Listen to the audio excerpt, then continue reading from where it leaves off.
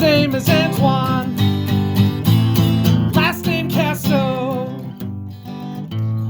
Now that we've begun, welcome to the show. Come listen to us, topics we discuss. We think we are smart, but we couldn't prove it. And we bullshit too, and then when we're through, we all act like maybe we were funny. His name is Antwan. Castoe. We just got a letter. We got a letter. We just got a letter, and it's from some guy. So... Oh shit, are we getting into the hating? Well, I'm going to start hating immediately, because I figure it's good to get the hate energy out right now. Are we hating, sire? And then I don't have to worry about hating further on down the line. I can just get all of it out right now. So, thank loyal listeners of the Castoe show. Here's the thing. Apparently, we started posting shorts because brain rot content is the way to go. I have this asshole's name right here. Just tell me when to bring it up. Okay, listen. Here's the thing. So a guy who we don't know has commented on a thing. So here's what we're gonna do. Nick, I want you to read the guy's name out and read the whole thing out. And then all right, at Noah Bell 7297. Doxing. You know who you are. He left a comment on our Tony Soprano short. It said because we're going off about like why Tony Soprano shouldn't smash. Okay. He's fat and bald, and nobody really knows who he is because he's a criminal. He's no like celebrity, right? And that was the joke. When we do Tony Soprano impression, yada yada. Don't think too hard about it. And he's like, really, you don't get it? Money, power, and money. I mean, did you watch the show? It's speculated he was worth upwards of $6 million in today's terms. That's $12 million. Plenty of ugly rich dudes with smoke show wives / mistresses. Now, Noah, we appreciate you writing in, and we appreciate separate opinions, but we are going to put you on blast just a little bit here. Let's go through this point by point. Money, power, and money. I mean, did you watch the show? Noah, you probably don't even know who Feech Lamana is. Yeah. Noah, you don't know that Nostradamus... You know how long he spent in the can? You don't know that Phil Leotardo ate grilled cheese off a radiator. Fella, I've watched the show. The fucking Shah of Iran? Do you think that we would not know to do the Russian woman voices if we didn't watch the show? What do you think, my guy? Money, power, and money. Whoa. First of all, you're repeating He's yourself. He's an interior decorator. Listen. I'm not an English teacher. Repeating yourself is fine for emphasis. I do it all the time. Money, power, and money. Now listen. You're not winning anybody with that weak sauce argument. Listen, buddy, what we weren't talking about is how you can attract women by just being like flashing a bunch of $100 bills. That's not what we're talking about. He doesn't dress flashy, dude. We're talking about the fact that for whatever reason, when he breaks up with all of the women he knows, all of the mistresses he has, clawing, begging, and scraping. It's like, please don't leave me. One woman in the show tries to kill herself because, hey, that's whatever for the video. She tries to kill herself because Tony Soprano breaks up with her. Or she's a 23-year-old woman, and James Gandolfini says she doesn't want to be with her, and that's enough for her to killing yourself over James Gandolfini. That's what I'm talking about. That's what the thing was. Okay, Antwan, we're in the middle of a bit. It's speculated he was worth upwards of $6 million in today's terms. That's $12 million. It doesn't matter. Irrelevant to the conversation. Doesn't matter how much money he has. Yes, because everybody has public access to a gangster's bank account. I appreciate you doing the math work for money that was 20 years ago. Doesn't matter to me. Plenty of ugly rich dudes with smoke show wives and mistresses. He's not Bill Gates. We can't emphasize this enough. We don't know who he is. He's just another fucking Italian ogre walking down the street. He's another Italian man. He literally hangs outside of a fucking butcher. And the women are obsessed with him. And all that was our point, Noah Bell. Smoke cigars and be fat. Noah Bell, we appreciate you commenting. And he sees Uncle Ben's ready rice and he passes out. He passes out because he sees Uncle Ben's rice in his cupboard. Whoa, there's a mulligan in my cupboard. Noah, we appreciate you writing in. Please write in again. We do appreciate it. We just had to bring that up, and now that's it. I'm done. Honestly, bro, we love you. Thank you for at least engaging with us a little bit. Well, I disagree with you immensely. Exactly. I'll be praying for you. We'll be praying for you. Okay, that's it. That's all. Yeah. That's all the topics I had prepared today. And that was what 5 minutes. Now that we successfully rebuted him, we could get into the meat and potatoes of the show. Now we get to talk about what you want to talk about. Oh, yeah. No, I actually did have a couple things that, were bouncing around in the old noodle this week. What's on your noodle? Apparently, it's almost like stereotype for guys like us to be obsessed with World War II. Yeah. Did you know that? I knew that, but it's not something that I think about frequently. Like not World War II, but the fact that it's stereotypical for guys like us to. Yeah, I didn't really think about that either. It's like, wow, really? It's am I cliche? I mean, I'm a fucking cliche. I like knowing things in general, just so that I can make jokes about them. So I could say the desert fox or something like that. It doesn't have an in-depth history of oh my god, Rommel's what's his name? Erwin Rommel? Yeah. Yeah. It's good to know things, but I don't have an obsession over World War II and different battles and whatnot. I think just certain things are good to know. But there are guys out there who are like, but you don't understand what Germany and Russia was doing all the time, the Eastern Front and all this. And it's like, okay, that can be your thing. Whatever. Good for you. Erwin Rommel was 5'6". It made him easier to fit into tanks. You can carry that sumbitch on an airplane. Carry on. Desert fox, more like desert rat. More like desert cox. Yeah. Brian Cox. And then you bring a picture. Brian Cox picture, please. This is absurd already. Yeah. Okay. Oh, wait. No, we don't need a Brian Cox picture. No, we don't. I just want everybody to close their eyes and imagine Stryker from X2. Close your eyes and imagine Logan Ray from Succession. Close your eyes and imagine Hannibal Lecter from Manhunter. Damn. Or World War II. Hold on. Let's pretend that we were obsessed with World War II. What's your favorite part of World War II? Oh, man. I mean, have you ever seen what's that show? Band of Brothers. Yeah. I mean, there's just the more you realize, it's like, hey, these are just guys, you know? That's the history of the world. Exactly. But I feel like World War II is recent enough for us to look at it and be like, shit, there are letters that are surviving. Yeah. There are people who are telling their stories, and Spielberg made every single one of those stories into a movie. Yeah. Just to get back at those evil Nazis. It means a lot to him. Spielberg's Jewish ancestry means a lot to him. And I'm not just saying that because my opinion. He said it. It's mean a lot. In the hit movie, The Finkelsteins.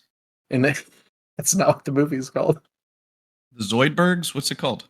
I don't even know because I'm too stuck on Finkelsteins. The Fablemans? Is that right? Not Jewish enough. Well, Schindler's List. Hey, that movie. I don't want to say that. So you can say the bit. No, it was so. What's your favorite comedy, Mac? My favorite comedy, not Schindler's List. I'll tell you that. Schindler's. That would be a cruel joke to make. I never bust out in laughter at the movie Schindler's List. I cry whenever they do the scene where Schindler goes, "I could have saved more." Oh yeah, no, that shit's actually tragic. I like that. Just watch right here. Yeah, if you want to make me cry, that's the easiest way to do it. Is just put a scene like that where a guy goes "I didn't do good enough." After he's saved the world, he's I didn't save this, and that means everything to me. That it gets me going every time. I'm just that way is heavy on my heart, but I think the only thing in movies that makes me cry is if it's always some dad losing his son. How do you feel about this, Mac? Oh, hey, that's Liam Neeson. That's early in the movie Oscar Schindler, and that's a yeah. They spell Oscar with a K. I believe so.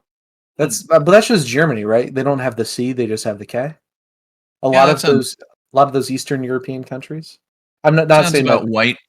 Germany's central, but get to a certain point. Yeah, tight. Bro, Schindler's List, actually great. What's his name? They just get fucking British actors to be Nazis, don't they? Ray Fiennes. We love Ray Fiennes, wow. Also known as Voldemort. Or, oh God, yeah. Or Harry. I have a really hard time remembering that Ray Fiennes played the snake dude. Yeah, that he's not just like a CGI monster. Yeah, the lack of nose really gets me. Yeah, and believe it or not, he has a nose. If you've seen him, he has a nose. It's jarring every time I see that schnozzle. You're like, oh, you're not supposed to have that. Oh, Dark shit. Wizard, you. Where are your slits? Where's your snake face? Did you get your snake face at home? You can't do that. You can't do that. Listen, honey, I thought Rafe would be wearing the snake face when we walked up to him. I'm sorry. I wouldn't have walked up to him if I didn't think he had the snake face. I would do a double take and then like a very Sopranos like, oh, these guys. Look at the fucking schnoz on this guy. Don, you don't understand. He's the boy who lived. They say he's got potential or something. We should make him a made man. It's Tom Riddle. He can do some freaky shit, Don. Some satanic black magic. And I'm not a fan of. Hey T, I heard he split his soul 7 ways. Makes it harder to kill. Just imagine if we sent him out on. Oh, what the fuck are you saying? We gotta go on some motherfucking treasure hunt to find all these little bits of soul that he's got around? I gotta go to a fucking pet store to get myself a fucking snake. Now, Tony, whatever I do, you must let me drink the water from the clamshell, Tony. The fuck you saying, Khan? I ain't gonna let that happen. Stop it! You're hurting your shell. Nothing bad's gonna happen to you. Who would be Sirius Black? Oh, I really like the idea. Shah of Iran. Yeah, the Shah of Iran. Yeah, that's a better choice. I was just imagining a big pussy with like the black mop hair. Ralphie, there you go. Ralphie gotta. I can't even do a proper Ralphie impression. All I know is he killed that hooker and it made Tony really sad. She was a fucking horse. There you go. That's pretty close. That's pretty close. Yeah. That is really good. That is a perfect Ralphie. Wow. Thank you. I felt like Cifaretto was in the room with us. He always is, really, in spirit. Yeah. At least to me. Oh. He haunted, what's his name? Paulie Walnuts. Yeah. Well, a lot of people haunted. No, he didn't haunt Paulie Walnuts. He was in a couple of Tony's dreams. Tony would have that dream about him going up to that like house in the south. Oh my god! And knocking on the door, and Ralph's the one who drove him in the car. That freaks me out, dude. Like I love the nightmare sequences in The Sopranos. They're so jarring because like out of nowhere, it's like you're dealing with a very grounded, like cinematic crime show, and then it just becomes some like over the top, really like pushing the boundaries of like lucid kind of like filmmaking. I'm like, what the fuck is happening? Yeah, am I in France? It just grew to be my favorite part of that show, where it's like every time one would show up, I'd be like, oh, this is wonderful. Because Tony's fever dreams kick ass. Yeah, well, anyway, $5 a pound. Like I love that whole episode where he's just like food poisoning or whatever. I like the one where Christopher is in the butcher shop and he's talking to the guy that he shot. Mm-hmm. Where it's like, what are you talking about? You come in here all the time. It's because it shows a lot more like emotional depth to the characters that you wouldn't get otherwise, and just due to the filmmaking and the storytelling of The Sopranos, where, dude, Italians are people too. They are. Yeah, they're not allowed to show it a lot of the time. Though. That's something that The Sopranos really taught me. As Italians are people too. Yeah. I had no sympathy for the Italians until no, they just seemed like golems, like clay come alive. Oh, they mentioned that in the show. You're a golem. Oh shit, you're right. When they were bullying the Jews. That episode has one of my favorite jokes in the whole. Like, it's an early one, but it's a real good one where it's I'm paying you this, as the Talmud says. And then Tony pushes him against the wall and goes, I don't care what the fuck he says about the Talmud. This prick's a son of Abraham. He's one of the tribes of Israel. We're gonna fight over Captain Schobel. I'm sorry, really. To just the last Band of Brothers reference, we can move on after that. We've already moved on. We talked about The Sopranos for 10 minutes or whatever. Yeah, no, I could keep going, buddy, because you brought up the Tony's dreams.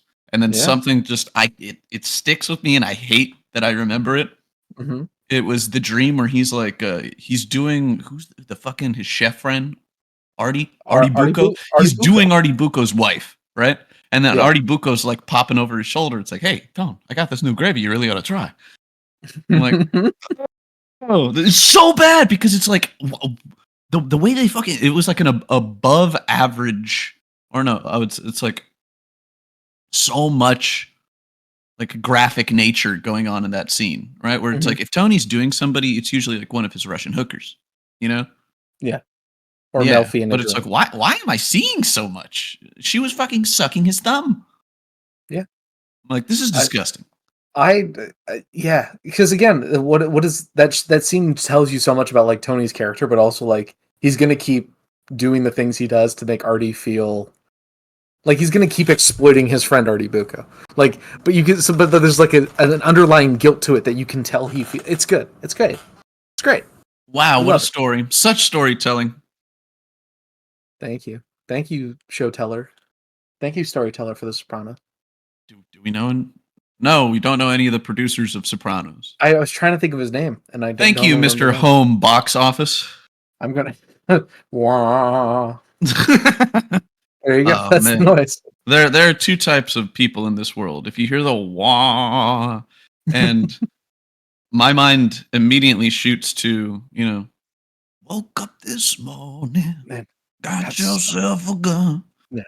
It's either that or you jump like bum bum bum bum bum bum bum bum bum bum bum. Yeah. For a while it was the bum bum bada bum bum because I watched Game of Thrones a lot. Yeah, I watched that shit when it came out. Yeah.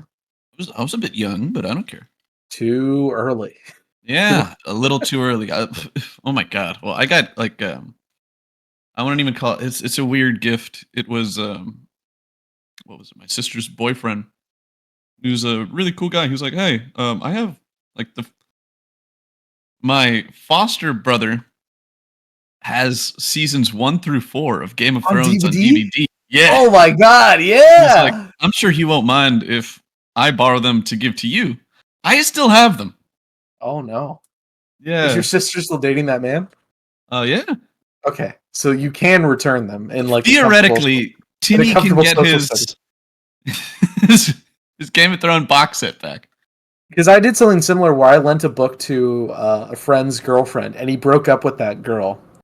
Shit. And I think I asked for the book back once, and she didn't respond to the text. And I'm like, well, shit, I'm just never getting that back. Well, never happened. Fuck. Lucky for us, books are some of the cheapest forms of media available. Fuck no, they're not. You tried to buy a book recently? Was it a Gutenberg Bible Mac? No, it was a paperback copy of World War Z, but it's still like $15. Like a hardback. Buddy, what? A hardback book is like 40 something bucks. Buddy, I could go outside, snap my fingers, and $15 will fall out of the sky. What I'm saying is, you're getting mad about a cheap form. No, I'm not getting mad about it. What I'm saying is, you said it's a cheap form of entertainment. Books can be very expensive. They can. Well, but like a the paperback of World War Z. A paperback? Yes. Now, if it was a hardcover, then my condolences. Signed by Max Brooks himself.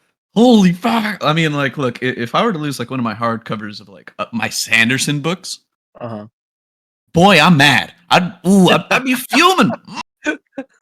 Them shits are expensive. Yeah, like $40 for a book? Are you kidding me? That's what I was trying to get across. Was that them hardcovers can be like $40 or they can get really expensive. Cover, I'm gonna be like, shit. What can you do? I love reading, Charlie. I love reading. Yes. I actually a coworker of my dad's was over recently, and he was looking over like a bunch of the books because I don't know if you know this about me, Nick. I like to read. Oh no, not you. Real? Couldn't be. And I have books. This guy, I mean, just look at yourself in like the picture that you gave for the Castoe show.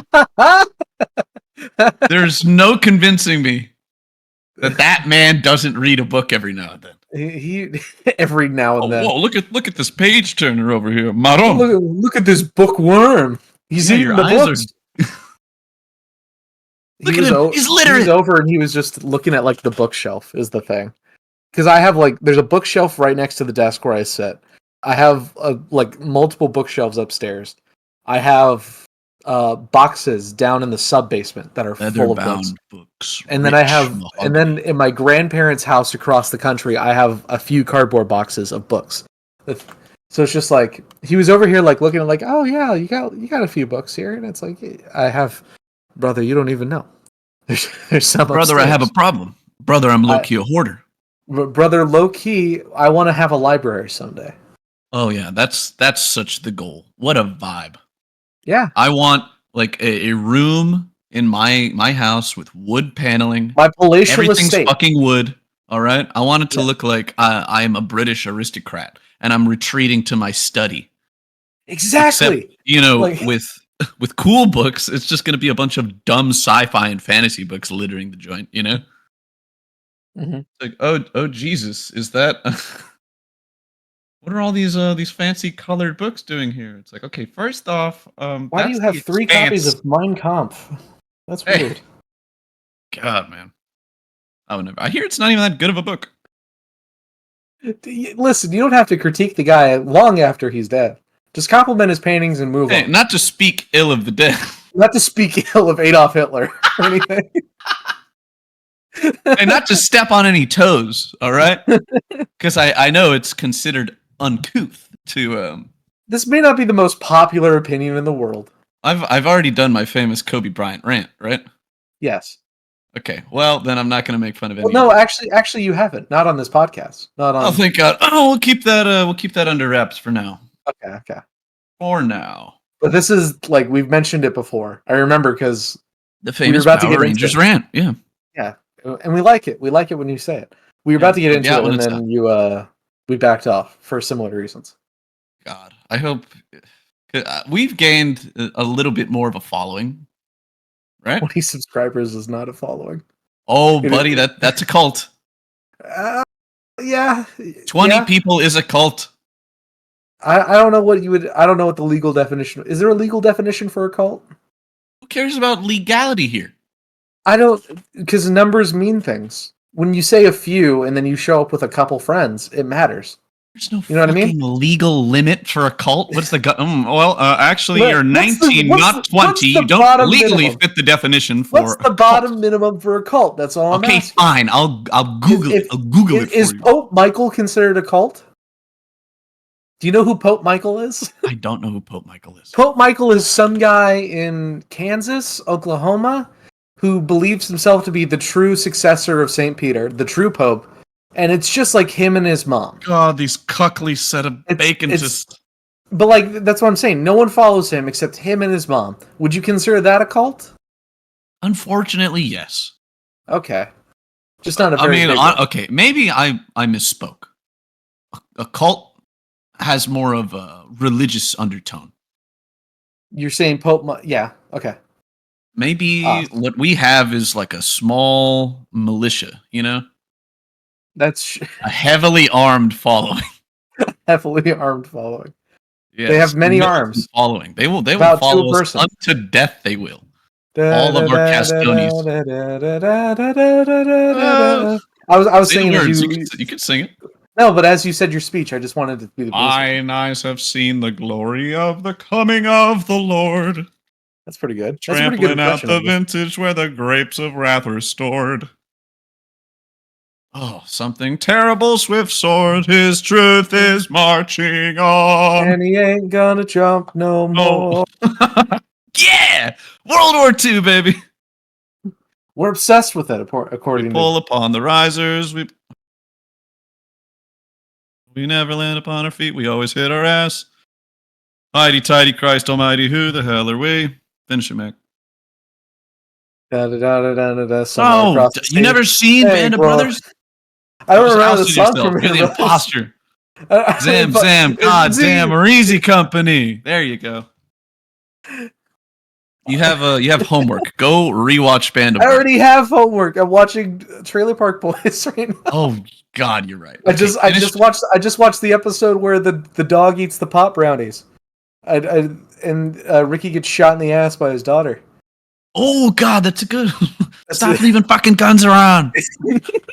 Ricky, stop shooting that gun at my fucking house.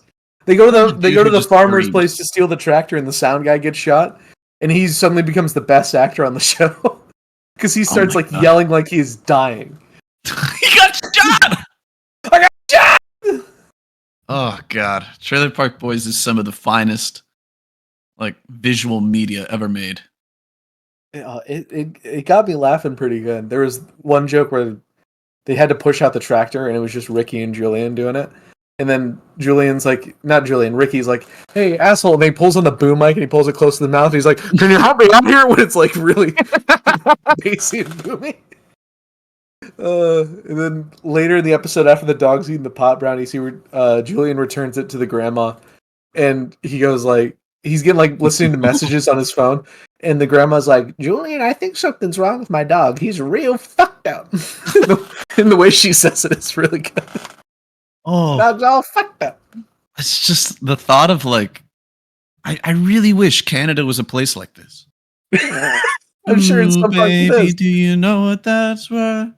Canada is a place on earth. Yeah. I clapped, but the mic didn't pick it up. If Justin Trudeau didn't just ruin their country, that would be them right now. Still. Is he still? I almost said, is he still alive? Is he still in power? Yeah, I think so.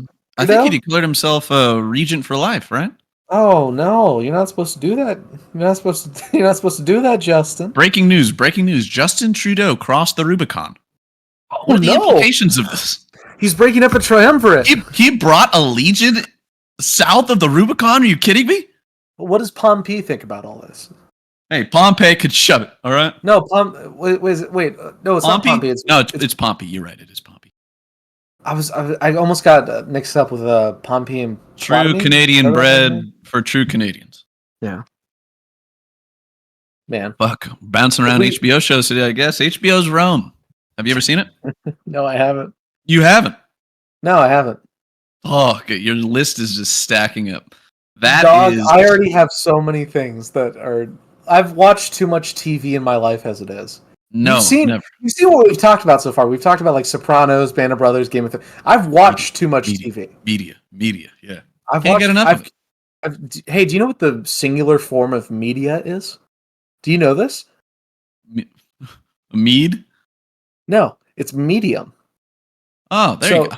Well, now don't I feel like a big retard? Yeah, no, it's so obvious, right? But you would never think of it. Never ever. Mm-mm. It's one of those things where someone told me. Oh no, I've heard it. I've heard it said. It's the medium in which it's portrayed. I'm like, the medium of television. You're like, okay, yeah, that makes sense. But you just don't think about it. It's like a singular. That is interesting. Thank you for that linguistic breakdown. You're welcome. I'm so happy.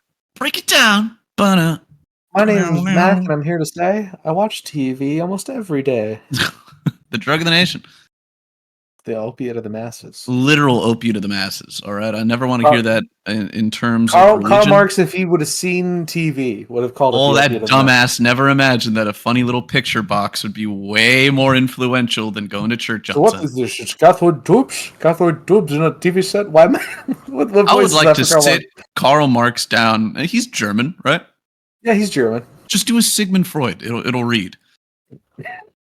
Now, I'd like to sit his ass down and just watch some Trailer Park Boys with him. I'm sure he would mellow out a ton. All right, let me start pitching this idea to you. We get Jude. We dress him up in the funny little hair and the funny little beard and whatnot. We dress him up in Karl Marx. To make him look like Karl Marx. We dress him in the clothes, and we do that. We just do that as an idea, and we could do cut back and forth between him on the couch, him watching Trailer Park Boys and being like, "This is amazing." Ricky pushing up a TV. Once I see the character of inside Ricky is so captivating, yeah. But how could a man so stupid? Take him to downtown LA and have him walk around and just film him. That's what I mean. I feel like that could be a real good idea. Yeah, a half black Karl Marx just. It's our friend Jude. Yeah, that's practically Jude. Karl Marx. What a son of a bitch. We'd usually call that brown. Huh? You call Jude half black. Yeah. And I said we usually would call that brown. I guess that's a little off. He's more of an octoroon. Okay. Not pink, not marine, not octomarine. No, he's like an eighth black. Oh, I see. Yeah.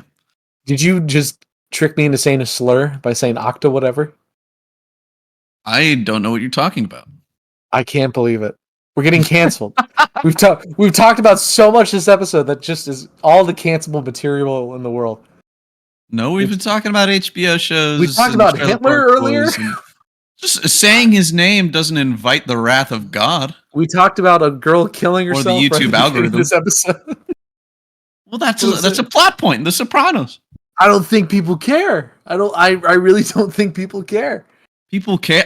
Oh, goodness gracious! If they don't have the spine to go through an episode of The Sopranos and be like, they can't be making this. What's happening? I'm just saying what we're talking about. Like, you just mentioned that so casually, without no whatever, and it's like it's part of the thing. Doesn't matter to some people.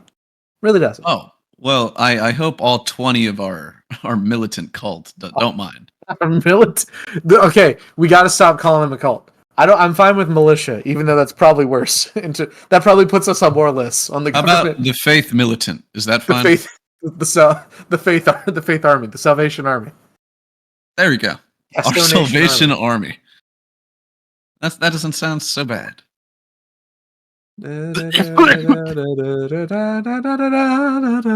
Oh man. Is there a war that you are very interested in? I feel like World War II is just overplayed. Oh boy. I kind of like how the Napoleonic Wars were just like all over the place. Fuck, buddy. Oh, yes. Like you know what I mean? Like World War I and World War II is like known for like the wars that were fought on like world scales, right? That they were fought all over. Napoleonic Wars were no slouch. They were all over the place. And buddy, I was literally having this conversation yesterday where I'm like, Napoleonic War, massively slept on. So many cool things happened. Bro. And it's just Horatio Nelson. Yes, kiss me, Hardy. Yeah. Please. Prussia. I'm begging you.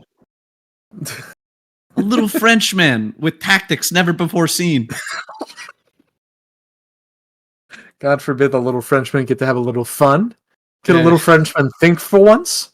God forbid a Corsican pops off, you know? God forbid. Yeah, it's like, I don't know. The Napoleonic Wars were fought on multiple continents. I feel like that's like a really up to like before then, did that ever really happen? Where it was like, bro, we were jumping around all over the joint. You got Africa, you got a lot of every single part of Europe. A lot of Europe. Wow, a lot of Europe. The boats were fighting off the coast of Brazil. Yeah. Yeah. Oh, so God, okay.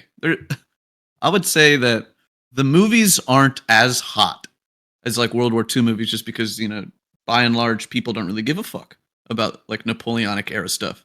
Yeah. But Master and Commander, masterpiece. Oh, okay. Yeah, I've heard of that movie before. I've never seen it. Throw it on the fire, bro. Throw it on your fire. Throw it that on is more an excellent film. Watch. I'm like thinking, okay, Napoleon movies. Let's go. That one is the first one that pops to my mind. Have you? Oh, God, Sean Bean back in the day. Have you ever heard of what is it? Sharp. Oh, I've heard of like Sharp's company, Sharp's Commander. Sharp's Rifles. Yeah. Yeah. I've heard of it. That's another one that I've heard of, but never. Yeah, based off of. It's all just like back in the day, the English really like went hard. It's like, all right, we won that one, right? Let's write 1 million books on it about how we kick so much ass. Hell yeah. Yeah. I Jim. Yeah. I also I know I just brushed by it before, but World War I produced like a lot of art, a lot of poetry, a lot of writing everybody being really sad. Well, because it's like for a very good reason of, hey, why are we fighting this? Because those guys, shut up. Because those guys, what are you asking? What are we fighting for? Like, because a bunch of snob cousins want us to kill each other. That's correct. Bing. What more reasons do you need? Show me snob cousins. Bing. Yeah. Oh, hell. Good answer. Good one. Good one, cut. Yeah. I'm gonna say Otto von Bismarck, Steve. Yeah, good one. That's a good one. Good answer. Show me Otto. Oh, damn. He had a hell of a mustache. A mustache to rival Steve Harvey's. He really did. Yes. Oh man. Top 10 mustaches of all time. Okay, number 10. I'm sorry I have to do Fuck this. it. Top 5 mustaches of all time. Top 5. Five? I gotta number put five. Number I have to put five. the Austrian, bro. Yeah, that is It's the thing. kind of iconic, and I'm not gonna give credit to Chaplin because it's sort of when you wear a mustache so iconic that it ruins it. It's the same thing with O.J. Simpson and the White Bronco, right? When you do something so iconic that you just ruin it for everyone else. Honestly, bro, I kind of The want to buy definition of iconic. like a new white Bronco and just drive that shit down to Mexico as fast as I can. Oh hell yeah, That's so a vibe. funny. All right, so we have 5. Hitler's mustache. Infamous is a better word for it. Infamous. Infamous toothbrush mustache. Apparently, my grandpa had it, and I'm like, believe it. wait a minute, the time doesn't line up for this.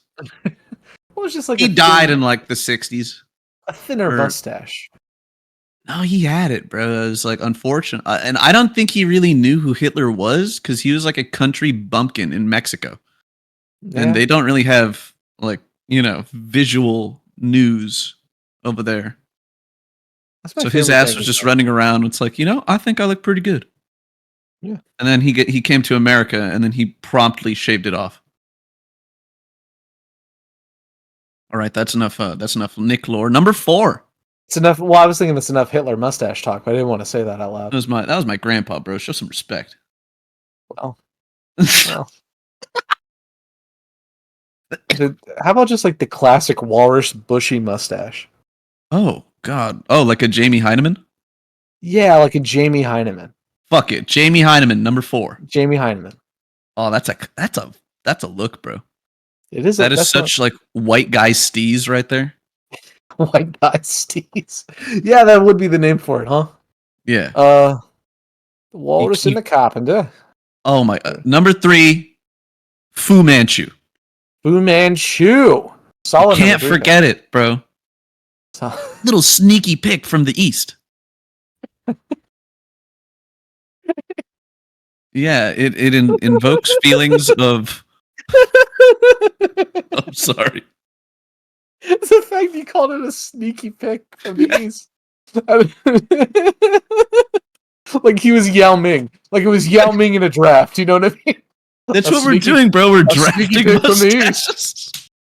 Yao Ming. It's like, it's the Chinese delegation drafting the Wu-Tang Clan, The RZA, the Jizza. Mepho Man. Wu-Tang Clan. The old dirty dumpster behind the Chinese restaurant. Old dirty Chinese restaurant. That's what it is. Old dirty Chinese restaurant. Damn. All right, here. Give me a number 2, Mac. Chester A. Arthur. With the sideburns mustache combo. Oh man. Let me look this up. I need to keep you honest here. Chester A. Arthur. Chester A. Arthur. Our 21st president. 21st president of the United States.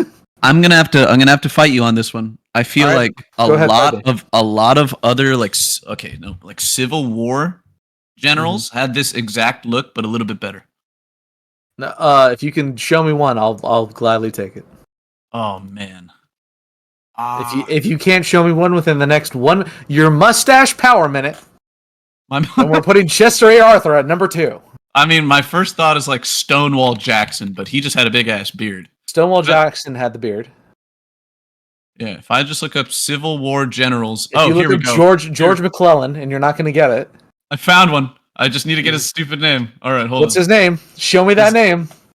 You have 40 seconds left in the mustache power minute. Abner Doubleday. Abner Doubleday. Now I have to look. Wait. Abner Doubleday.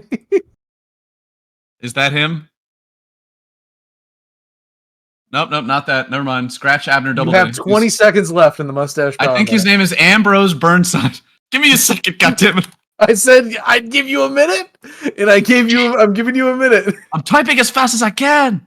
Oh yes, absolutely. Ambrose Burnside is my selection. Ambrose Burnside. Yeah, there you go. That's a number 2. That's a number 2 hit. That is a stunning number 2. Holy so moly! Let's compare. Let's compare. Antwan, do we have Ambrose? Oh, Here's Chester. Chester. Yeah. See, he's a more gentlemanly figure. And let me get the other one, which I have. I feel like Ambrose Burnside, like all of his hair just like slowly migrated down. You know what I mean? Bro. Because he's got the cul-de-sac look going on. So, oh God, yeah. Yeah, that's him. Okay. Yeah. There you go. It's literally you versus the man she tells you not to worry about. God, and it would be. I would be Chester or Arthur. I would be. Don't ever put yourself in the shoes of our 21st president, bro. Tammany Hall. And number 1, I think we all know what number 1 is. But I'd like to hear you say it. No, you say it, Mac. There's that one video where the guy has the bird cage made out of his mustache hair. Oh my God. You know what I mean? I've seen it. I'm not going to be able to find this. I'm not. Yeah, it's very Radagast. But oh God, if you look at birdcage mustache, it kind of looks like the first picture. Birdcage. Let's do a Google. And I'm not. It's also going to show you the movie The Birdcage, starring Robin Williams and Nathan Lane. We don't have time to get into it. I love that movie. Oh man, these are kind of funky. You know what? We'll subvert people's expectations. Okay. Is it this guy? Yeah. Oh jeez. Yeah. Look at that. I think I'll give that an honorable mention. I don't think it could be number 1. Or should we do like the old timey twisty mustache, like you would see on like a dastardly devil? I am going. Yeah. a dastardly gentleman mustache. Okay. Would you go with that or straight up Magnum PI? Oh. Like an actual like good mustache. God, that's a fantastic ass question.